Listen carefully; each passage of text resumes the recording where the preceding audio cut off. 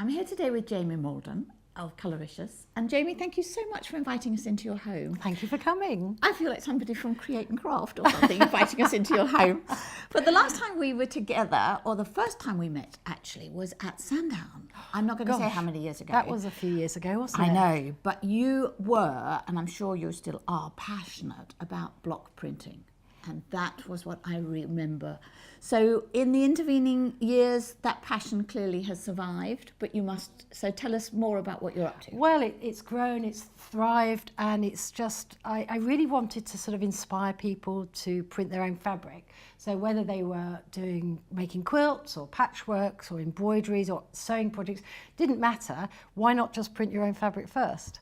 And it's just appealed to so many people, and I actually feel like we've altered the history of block printing. We've revived it to a large degree. Yes, because it's a very ancient craft, isn't it? It's how all fabric was originally printed, really. Then it became mechanised, but now we're going back to doing it by hand and customising it, I suppose. Well, I think in the Western world we don't realise what a big industry block printing actually is, because if you go to India, particularly in Jaipur, the whole of the city revolves around block printing, particularly in the Sanganer or Bagru areas. So it is a thriving industry in India. And years ago I went to India with my friend Jyoti, who showed me the block makers and showed me what they were doing. And that was really the seed from where all of this grew.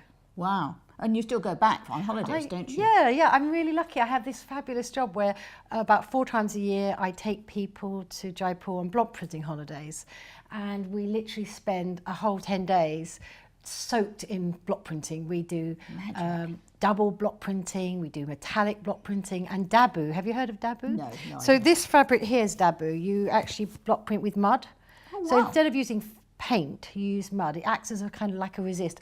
I call it a poor man's batik, really. Okay, you know, it's I that kind of technique. Batik Yeah, so as a child, you block print with mud and then dye the indigo. So during our holidays, we do everything. So, and that's kind of, for me, is like the icing on the cake. Yeah, brilliant. Well, back to your kitchen, which you've filled with beautiful block printed bits of fabric. Well, I really wanted to show everyone the diversity of what you can actually create with block printing.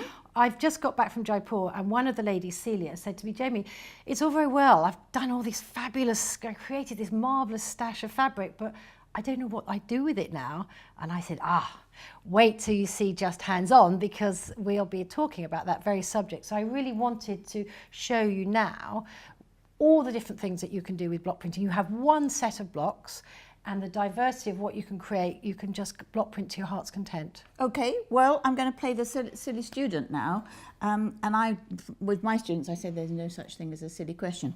What do you use as the kind of the ink to create these? The blocks we can see because they're wooden, but then what do you use as the ink? Well, if we just keep to fabric, because with fabric you just need a good quality fabric paint. Oh, okay. We actually do have a Colouricious range of fabric paint on our website. We have a huge selection. We have a rainbow set, which is all the primary colours. We've got various different sets, the delicious, the scrumptious, the metallics. Okay.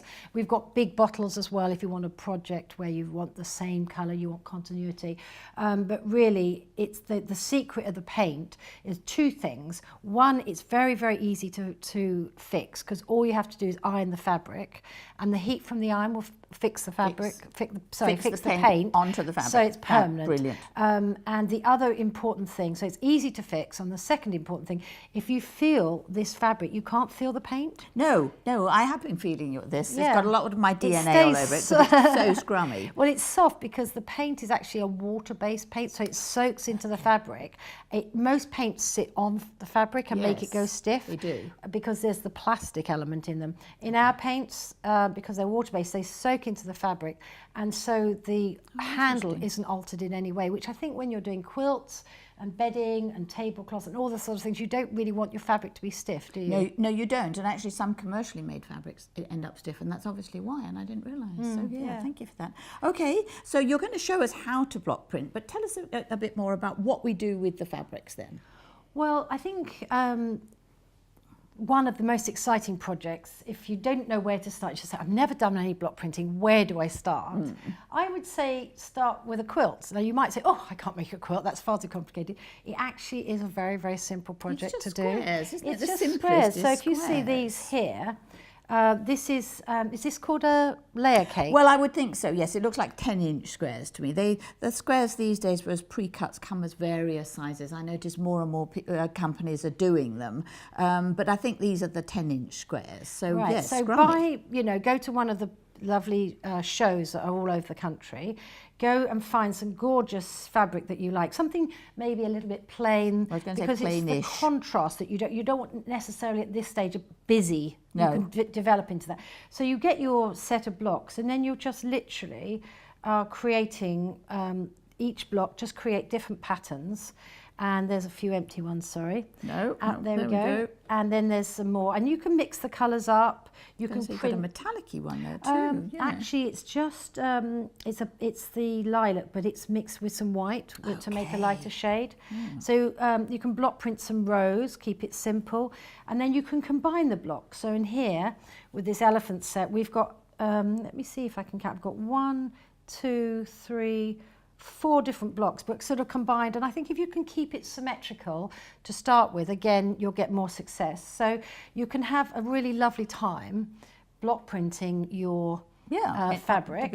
The squares. And you've got all your squares. And then, pop the square if together. I can just hold this up for me, if you could help me. I don't know. This is a very, very simple quilt. But it's just those squares stitched together. Absolutely. Nothing wrong with squares but stitched together. No, I think it's actually very lovely. Yes. So you can do something like that. The other, with the same set of blocks, you could also do something like this. More of a whole cloth, we would call This is I a think. whole, Yes. one piece, a whole cloth quilt. Yes. So it's one piece of fabric, but then I just literally block printed it in rows. Now, this is what, I wanted to make a baby quilt, but then I realised, or somebody told me, that the babies shouldn't have quilts because they might smother themselves.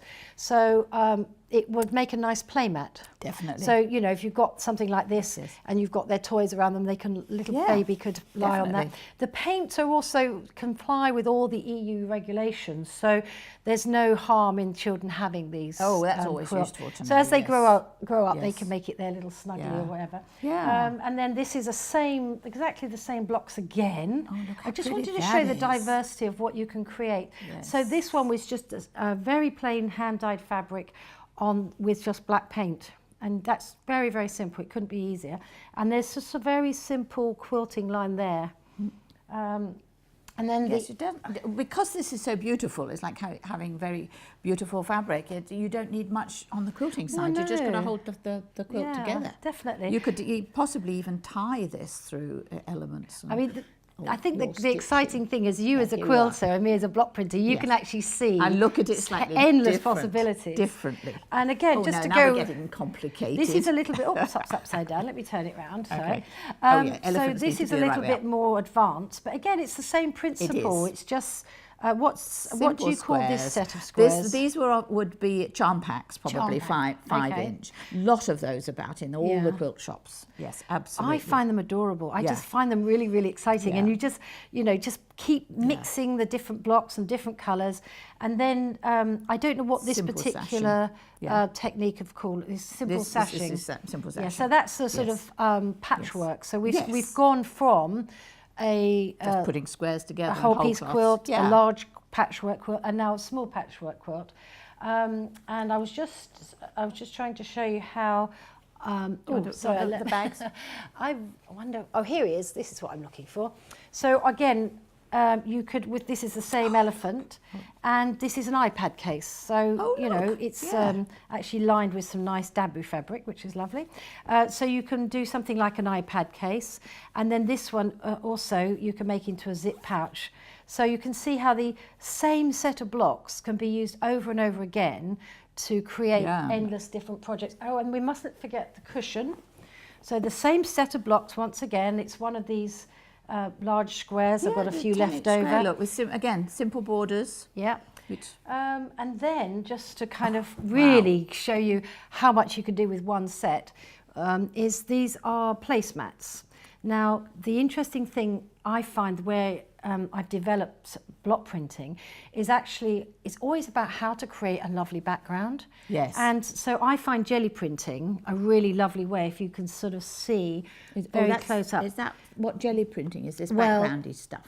There's 1,000 million things you can do with jelly printing, but I like to use it to create a background. Okay. But this is a set of placemats, so it's the same blocks and just a different sort of variation of different backgrounds to make a really nice set of placemats, which I think are really lovely.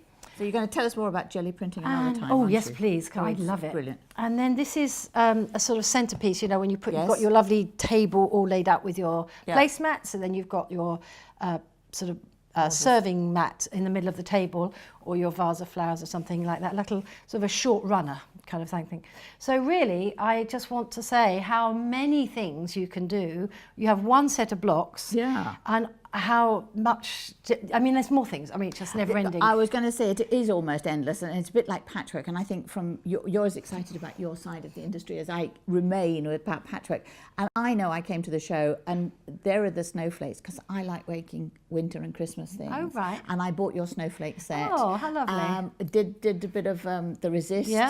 Is that what you call it? The decolorant. Decolorant, yes, that's lovely. I know you're going to show us as well. So all of these, while you've got them with the Indian motif, if you had a Christmas set, absolutely, you could do all of this with Christmas sets. That's the most exciting thing, is that you actually, I like teaching techniques, so that actually those techniques are transferable, which means you could have, you know, blocks for one thing, but you could use them for something else. You know, they kind of cross over. There's no boundaries really. It's all a bit fuzzy. It's kind of, it's whatever you want to do. Absolutely, absolutely. And before we go, going back to your travelling, you've got lots of little pouches in here that you put all your things in, haven't you? Well, what to do with the fabric? Make yourself travelling pouches. Well, if you pass that one there as well. I mean, I obviously travel a lot, and you know, everything's. This is my pouch for my leads, because all the charges you need for stuff. Absolutely, you do nowadays. This is my makeup bag. Okay, yeah, so I've got one of those. I didn't actually make this. One of my ladies called Liz,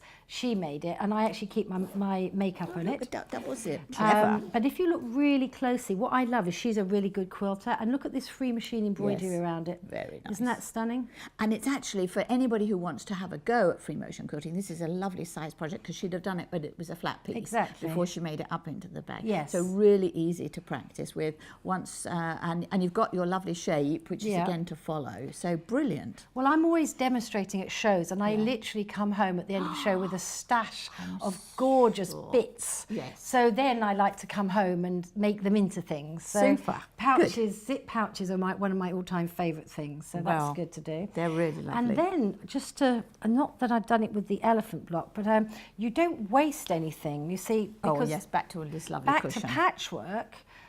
With all the bits and pieces that you've got left over that you've been cutting off, again, you don't want to waste any of it. No. So you just literally, this is just an ordinary cushion cover with a zip, and you just patchwork. Do you call that crazy patchwork? No, what is that? This is just patchwork with squares and rectangles. But the thing that gets me with my DNA is that it's shiny and very touchable, isn't it? So we've looked at plain cotton fabrics. This is clearly not cotton. No. So you can use the block printing on any fabric.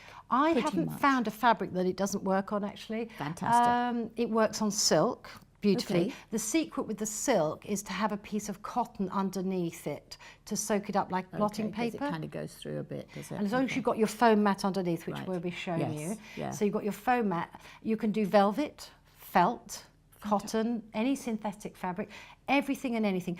I've even done it on some hessian, but obviously you just have to be aware of having a solid design, not one with lots of fine detail. Yes. So as long as the weave. Exactly, because it's quite coarse, but it still works. Absolutely. It might be a look that you like, to have this sort of fuzzy look. Exactly, and then you could stitch round it to enhance the outline or something. Yes. So there is no stopping, really.